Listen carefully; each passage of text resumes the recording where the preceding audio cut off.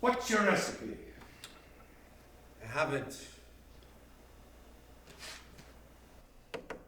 I'm not prepared to say. A week or two ago, in this room, you told me it was perfected.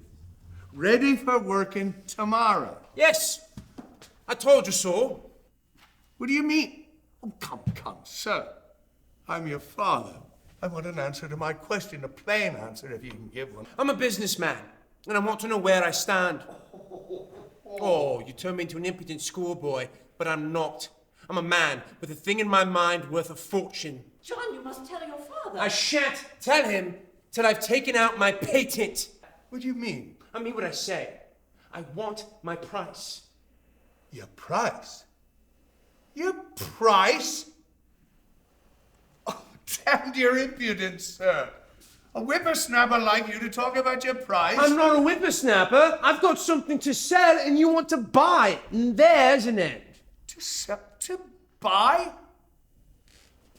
This to your father? Oh, this is your line, huh?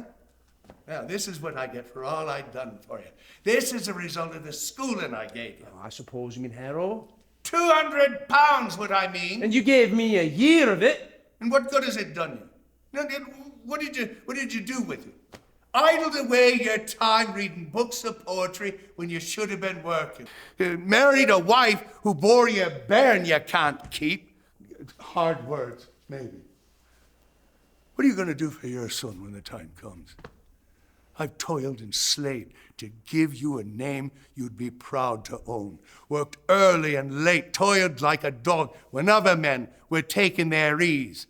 Plotted and planned to get my chance, taken it and held it when it came. Till I thought I'd burst with the struggle. Sell. You talk to me of selling, when everything you'll ever earn couldn't pay me back for the life I've given to you. Well, after all, I didn't ask to be born. Nor did the little lad.